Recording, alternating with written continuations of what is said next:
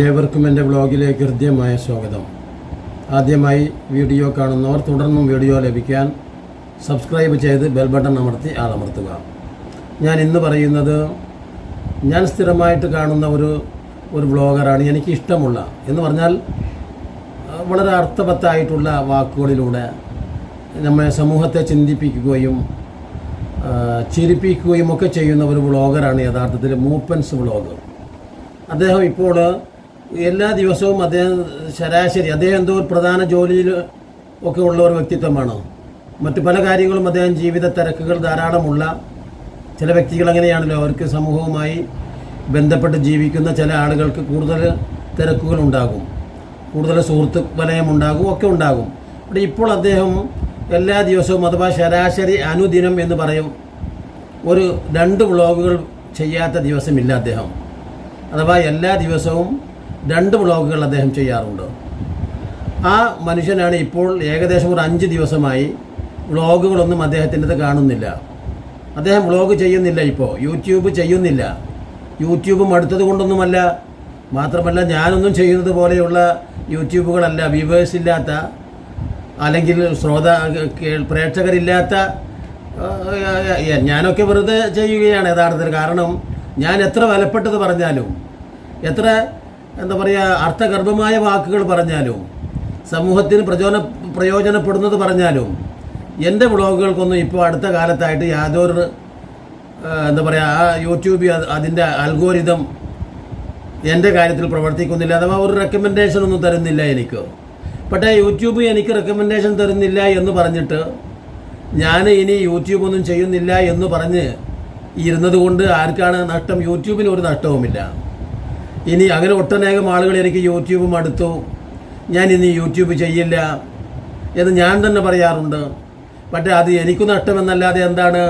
യൂട്യൂബിന് യാതൊരു നഷ്ടവുമില്ല, പ്രേക്ഷകർക്കും അതൊരു നഷ്ടമല്ല. അവർക്ക് വേറെ ആളുകൾ വരും, എന്നേക്കാളും അർത്ഥഗർഭമായ വാക്കുകൾ പറയുന്ന, അഥവാ ജനങ്ങളെ ചിന്തിപ്പിക്കുകയും ചിരിപ്പിക്കുകയും ഒക്കെ ചെയ്യുന്ന നല്ല നല്ല വ്ളോഗർമാർ വേറെ തന്നെ ഇഷ്ടംപോലെ ഉണ്ടായിരിക്കെ ഞാനെന്ന് പറയുന്ന വളരെ മൈന്യൂട്ടായ കേവലം ഒരു അണു ഇവിടുന്ന് വ്ളോഗ് ചെയ്തില്ല എന്നതുകൊണ്ട് ആർക്കാണ് നഷ്ടം? എനിക്കാണ് നഷ്ടം.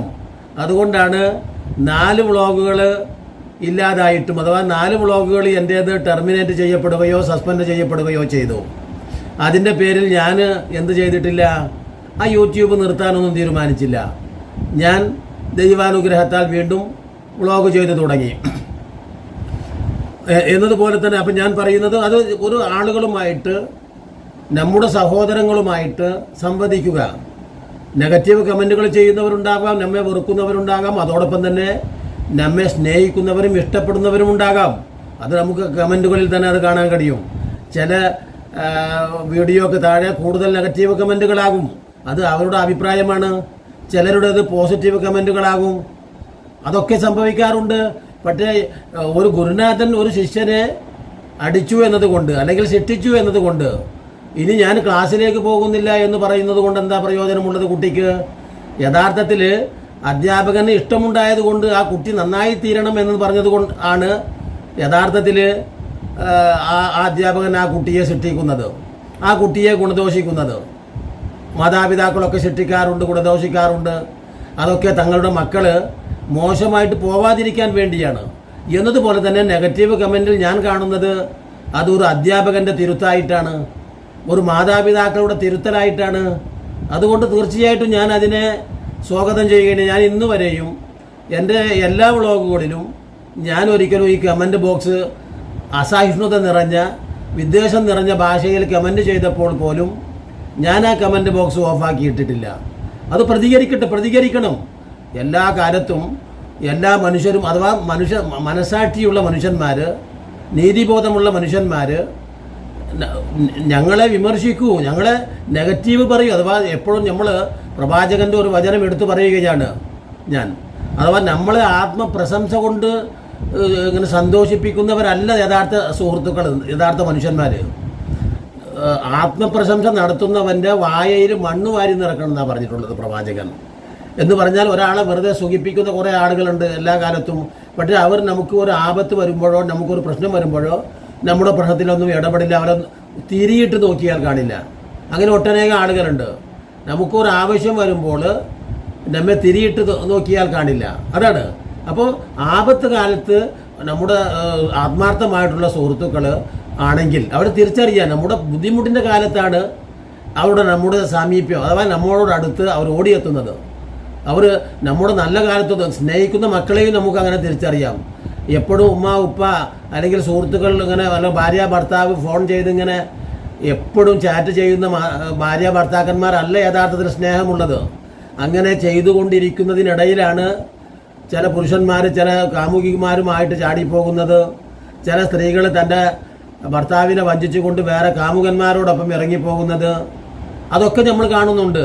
അപ്പോൾ കൂടുതൽ എപ്പോഴും നമ്മെ സുഖിപ്പിക്കുന്ന വാക്കുകളുമായിട്ട് അല്ലെങ്കിൽ രസിപ്പിക്കുന്ന വാക്കുകളുമായിട്ട് നമ്മളോട് സംവദിക്കുന്ന ചാറ്റ് ചെയ്യുന്നവരല്ല നമ്മുടെ ആത്മാർത്ഥ സുഹൃത്തുക്കൾ. അത് അവരുടെ താല്പര്യത്തിന് വേണ്ടിയായിരിക്കും. അത് അല്ലെങ്കിൽ നമ്മളെ സോപ്പിടുക എന്നൊക്കെ പറയും, നമ്മളെ വശീകരിച്ച് നമ്മളെ നിന്ന് എന്തൊക്കെയോ മുതലെടുപ്പ് നടത്താം. അതാണ്. അതോടൊപ്പം യഥാർത്ഥമായിട്ടുള്ള ഒരു സുഹൃത്ത് നമുക്കൊരു പ്രശ്നമുണ്ടാകുമ്പോൾ, പ്രയാസമുണ്ടാകുമ്പോൾ, ഒരു ആവശ്യം വരുമ്പോൾ അദ്ദേഹം നാം അറിയിക്കുകയും പറയുകയും ചെയ്യാതെ തന്നെ നമ്മുടെ അടുക്കൽ ഓടിയെത്തും. എങ്ങനെയാണ് അദ്ദേഹം ഇത് അറിഞ്ഞത് എന്ന് പോലും നമുക്ക് അത്ഭുതം തോന്നും. അപ്പോൾ എന്ന് പറഞ്ഞതുപോലെ ഈ മൂപ്പൻസ് വ്ളോഗ് അനുദിനം 2 വ്ളോഗ് ചെയ്യുന്ന മൂപ്പൻസ് വ്ളോഗ് ഇപ്പോൾ എന്താ ചെയ്യുന്നത്? അദ്ദേഹം എവിടേക്ക് പോയി എന്നൊന്നും പറയുന്നില്ല. എവിടെയോ പോയിട്ട് നമ്മളൊന്നും കാണാത്ത ഒരു സ്ഥലത്ത് ഇരുന്ന് അദ്ദേഹം തികച്ചും ഒരു ധ്യാന നിമഗ്നനായിട്ട് അഥവാ ദൈവികമായ സാമീപ്യം നേടുന്നതിന് വേണ്ടിയാണോ എന്നറിഞ്ഞുകൂടെ എനിക്ക്. അദ്ദേഹം ഈ സംഗീതത്തിലൊക്കെ നല്ല കഴിവും ഭ്രമവുമുള്ള ആളാണ്. അതുകൊണ്ട് അദ്ദേഹം ഇപ്പോൾ സംഗീതം പരിശീലിക്കുകയാണോ അഥവാ ഇനി സംഗീതം ആസ്വദിക്കുകയാണോ അഥവാ ഏതോ ഒരു സ്ഥലത്ത് പോയി അദ്ദേഹം ഇപ്പോൾ സംഗീതം ആലപിക്കുന്ന ഒരു ചിത്രമാണ് ഏകദേശം ഇപ്പോൾ ഒരു ദിവസം മുമ്പ് ഞാൻ കണ്ട ഒരു മറ്റെന്താ പറയുക ഒരു വീഡിയോയാണ് ഞാൻ ഇതിൻ്റെ തുടക്കത്തിൽ തന്നെ വെച്ചത്.